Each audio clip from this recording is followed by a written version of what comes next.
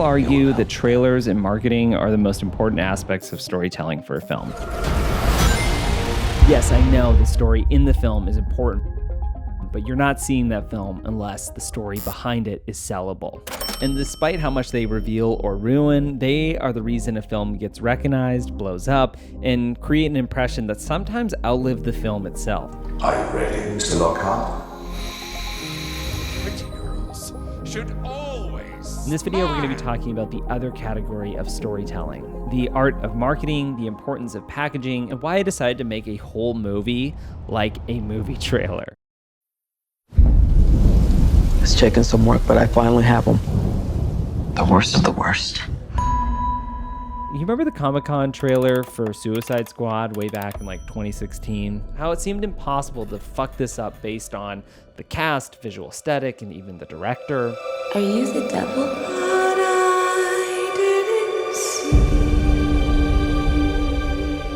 It had that really cool gritty tone and that scary shot of the Joker at the end. Really bad. Well, it worked, and despite how bad the reviews are, the film had this huge opening. And the trailer did so well that the studio wanted the same team, Trailer Park, to then edit the movie. And to give you a little backstory of the company Trailer Park, they have cut some of the most viral and iconic movie trailers in the last decade, from most of the Marvel and DC films, all of Christopher Nolan's recent films, and even the re-release trailer of 2001: Space Odyssey, which is like so good. Honestly, if you want to have the best afternoon of your life, just throw these on in the background and watch them. They're so good.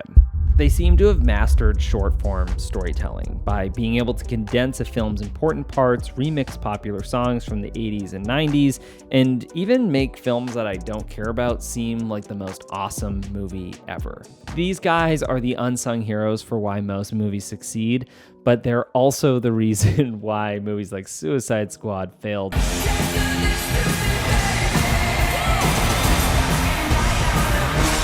Because the trailer did so well and the studio was so jumbled with trying to keep up with Marvel, they got the trailer house to edit the film. And I believe David Ayer was even part of that decision, but regardless, it gave it this flavor.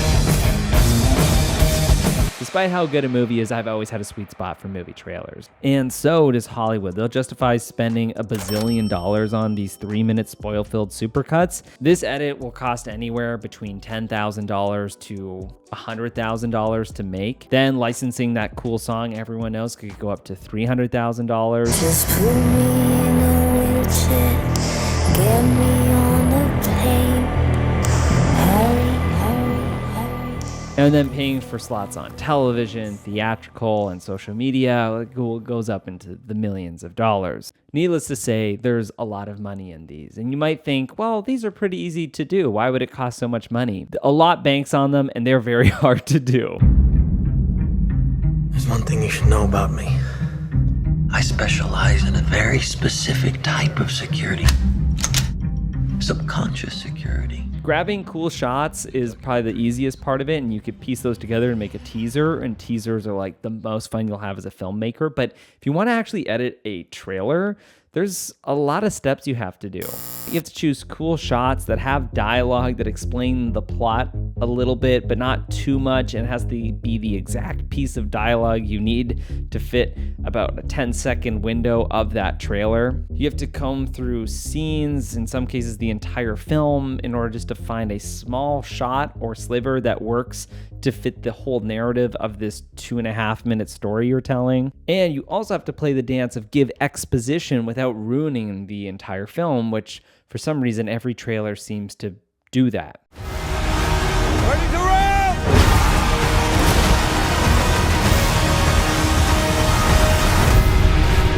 I went through this entire experience editing the trailer for our film Sway, and it was so much harder than I thought. James Drayton, also known as Sway. Welcome to EQ's 40 Under 40. Our movie is about this guy's life spiraling downward in the span of 2 hours during the most important interview of his life. On the day of his brother's draft to the NFL, he's gone missing and a bookie wants his life. Sway, our main character, is getting grilled during this big interview that could shape the rest of his career. And while all of this is happening, there is a girl wanting to blackmail him.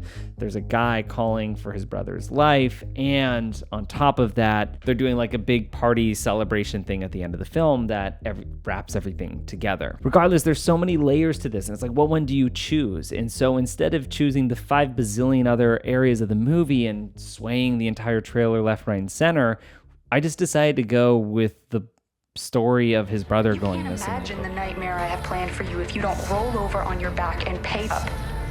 You want to know who to blame for this? Go walk into your bathroom and look in the mirror. So when people come to bet with us, they know what the fourth quarter looks like on our end. If you watch any of the older movie trailers, this process was way easier. They would just show scenes from the film, sometimes not even connected to the full story. They could just be a snappy one-liner, and then they would tie it together with this really cool voice. 100 miles off the Alaskan coast, 6 members of a Coast Guard search and rescue team embarked on a mission. At the height of a Category 3 storm. To be honest, like, I wish we saw trailers like this more often because they're a lot of fun, but more importantly, I wish we just go make them. It'd be so easy just to like type in this voiceover, have the characters say random lines from the film, and it would all work together. I have this movie that I made about 10 years ago with one of my collaborating partners, Charlie Hamilton, and it has lived on a hard drive forever. And instead of letting it die on there, I decided to grab the footage that I had remaining and put it to a movie trailer. The first thing about any trailer is you need some sort of dialogue behind it in order to navigate the audience. Similar to what we talked about earlier on with some of my more favorite trailers, using some sort of expositional dialogue to create a story. Motionray has this amazing voiceover plugin that you can use to create trailers, explanation videos, commercials, and even throw them into making an audiobook. And depending on how many credits you have, like the version that I have, I can do over an hour and a half of voiceover. So I could quite literally do an entire feature-length documentary with the narration and it would totally work. So I threw in this dialogue that was quickly written through ChatGPT.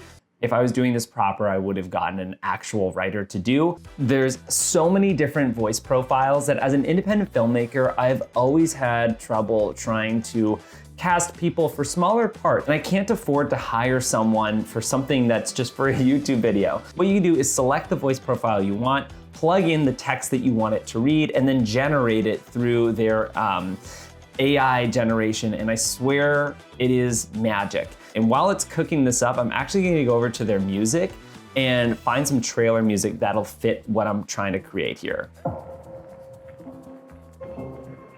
There's this one, Sinister Conspiracy. Then if we go back over to voiceovers, I can check how my render turned out. One that I like is Southern Charm. It sounded like this. War is nothing like the stories they tell. And because that felt a little too slow, I actually found the perfect flavor of it by kind of going up over here into their speed and emotion settings. And by just changing the speed, I slowed it down slightly and then added, made it feel more aggressive. Because I'm cutting this insanely fast, I just want to grab stuff that like hooks people. He's pulling a gun out. Guns in movie trailers and movie posters are like kind of the most popular. We got like a cool look up here. That'll be like a good beat. Now, because there's no audio in this, this is going to be teaser trailer territory. Like I said, real trailers are incredibly hard to make.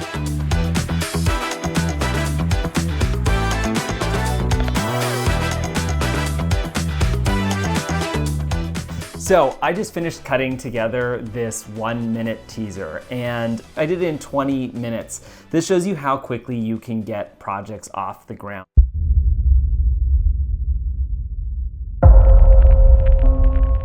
War is nothing like the stories they tell.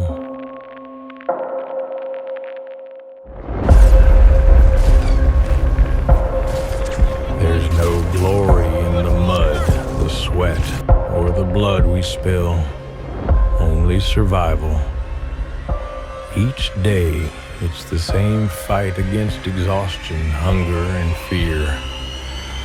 The sound of gunfire and explosions is like a heartbeat you can't escape. You lose friends. You lose parts of yourself. Every decision weighs on you because you know one wrong move, and it's all over.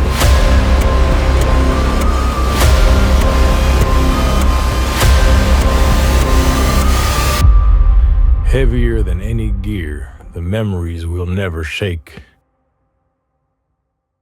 I'm so happy I got this movie at least seen by a few people. If you guys want to see Eradicate, the movie that never saw the light of day, you can comment in the comment section below and I can try and motivate Charlie to get back in front of the camera and maybe we can shoot this again. If not, I'm so happy that we were able to get this out there. There's a link in the description below to take a look at Motion Array, and this is how you are going to make your videos go from good to best. Enjoy. Want to talk about what's haunting you, or should we wait for a third act flashback? Go fuck yourself.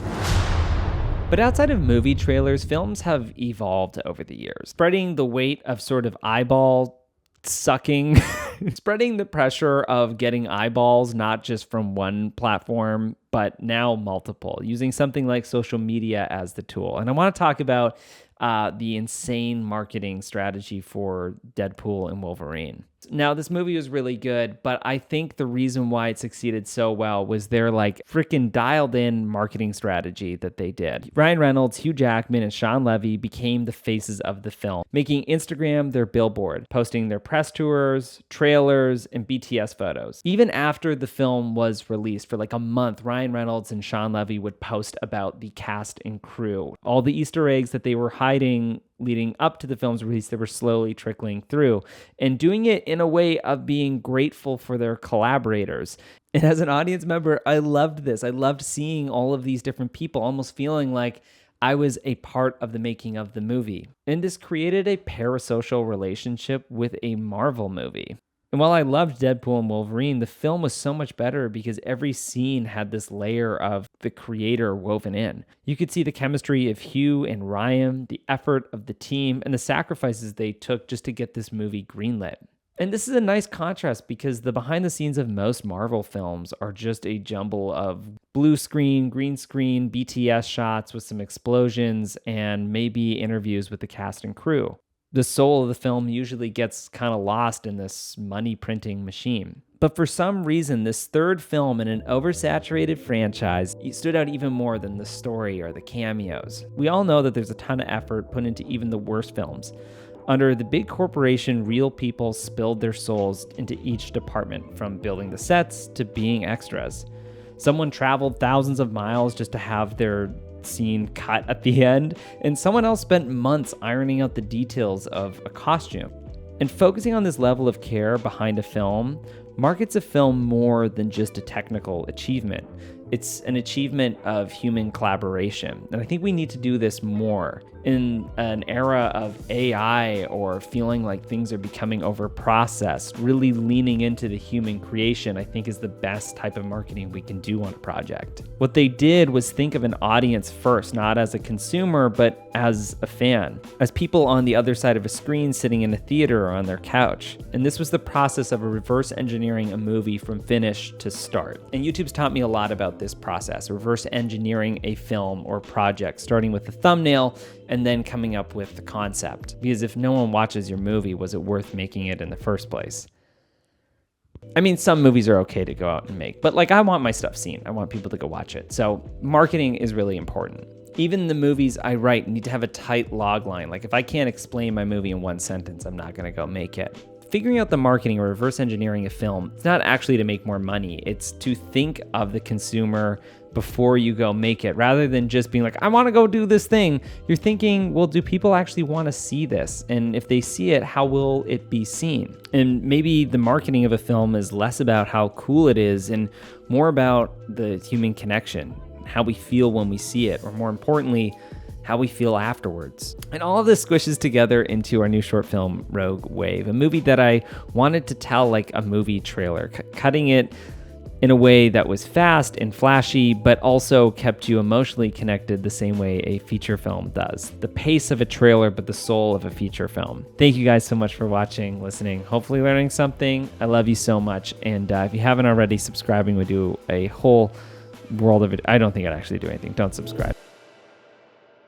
Ah! Almost dropped this. Jeez. Throughout this video, there's been a couple little trailers that I absolutely love. They are like my favorite movie trailers of all time, from A Cure for Wellness to the Inception trailer to the Interstellar release that was so good that I watched it over 500 times. If you want to go look at those, I've created like a little micro playlist which you can go watch them. And also, I said don't subscribe. You should totally subscribe. It helps out a whole lot. Anyway, love you. There's some other videos playing you should check out.